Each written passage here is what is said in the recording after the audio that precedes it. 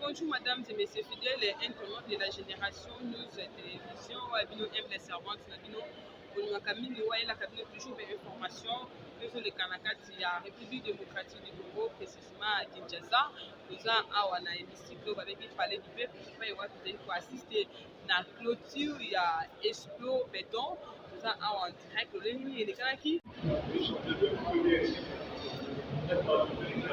Députés et sénateurs,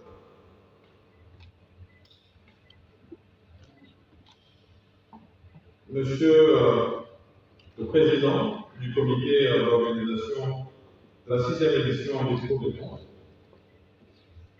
Mesdames et Messieurs les membres du corps diplomatique, distingués invités, Mesdames et Messieurs en vos titres et qualités respectifs.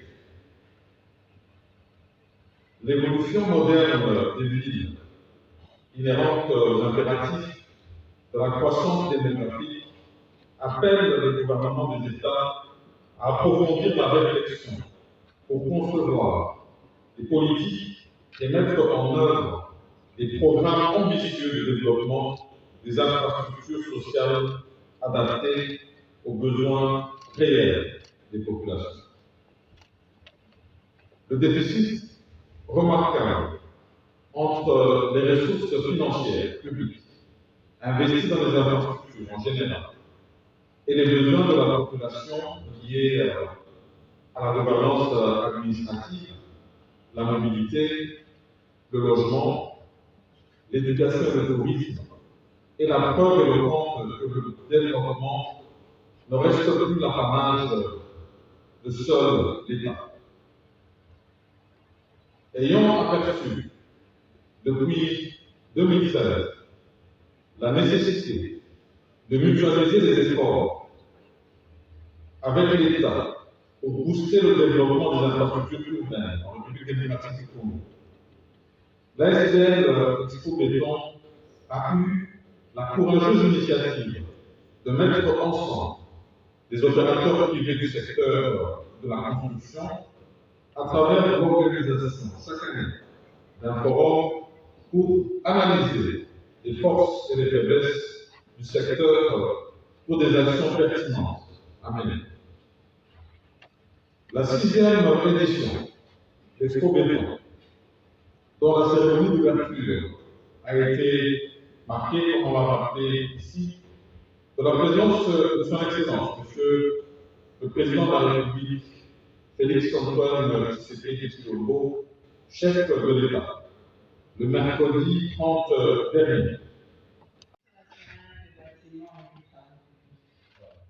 Je sois le bien, au nom de la sénatrice Angèle Jackson. Félicitations.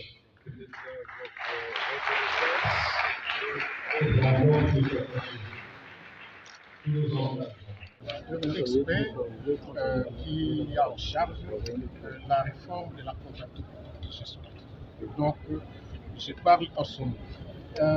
Il est vrai qu'il y a un grand déficit existant. Et pour corriger ce déficit, la première chose, c'est de capaciter les acteurs. La capacitation va exiger beaucoup de choses. Il faut la vulgarisation des prérequis en matière de finances publiques et s'atteler aussi à ce qu'on appelle une expérimentation. Vous pouvez avoir des notions, mais ne pas être capable de les appliquer avec efficacité si vous n'avez pas été mis en marche pour voir pratiquement comment les choses se passent.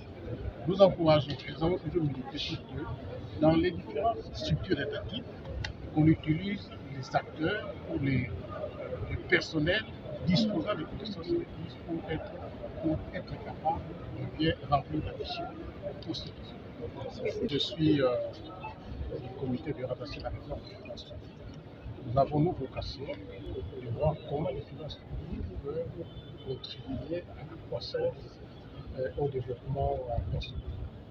C'est dans ce cadre que la ville de Kinshasa, ayant des grandes préoccupations de reconstruction, a été demandée de voir comment les finances publiques peuvent aider à la reconstruction. J'attends l'application de toutes les résolutions qui vont sortir de ce panel et de l'application de ces recommandations. On observe un changement dans des aspects sociaux, culturels et économiques. Parce qu'il y a des potentialités. Les ressources, que ce soit budgétaires ou d'autres possibilités de financement qu'on peut utiliser, offrent vraiment un optimisme pour la société. Madame Modiane, je suis la coordonnatrice adjointe de la CIE de communication, Assemblée nationale. Je pourrais dire à l'Expo Béton, c'est vraiment une émergence ici dans notre pays, en République démocratique du Congo. C'est vraiment encourageant de voir de pareilles initiatives, idées qui peuvent donner l'émergence de notre pays. Mais pratiquement, c'est la fin c'est la clôture de l'exposition. Bon, je peux dire qu'il y a vraiment un coup de chapeau à Expo Béton. Moi, je n'avais pas vraiment fait l'attention à venir investiguer un peu. C'est maintenant que je viens de me rendre compte qu'il fallait le faire dès le début. Là, je trouvais quelque chose de bien.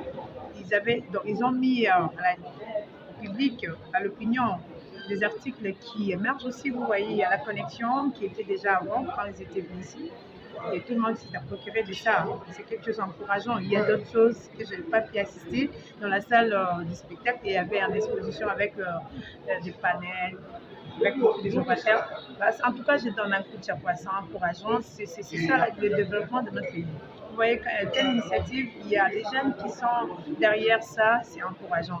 Coup de chapeau aussi au président de la République. Ce projet puisse aller de l'avant, qu'il y ait encore d'autres inspirations, ce qui va faire à ce que les jeunes puissent se retrouver. Vous voyez, comme l'autre fois qui s'est passé le mercredi dernier, la jeunesse face au président de la République, j'ai aimé qu'il y ait encore d'autres choses qui vont encore faire à ce que les jeunes se retrouvent aussi dans l'emploi, l'entrepreneuriat, qui n'est pas vraiment taux de chômage chez nous. C'est moi, je pourrais dire. Nous voulons vraiment qu'il y ait le développement, l'émergence dans toutes choses, dans tous les couches sociaux ici en Afrique.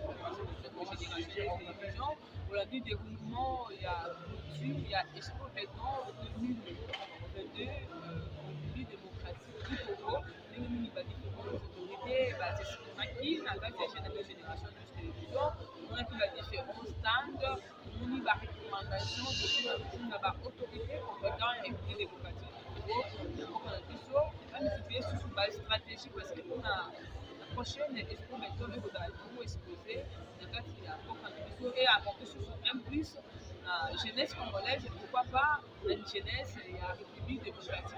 Donc, moi, je vous dis au revoir.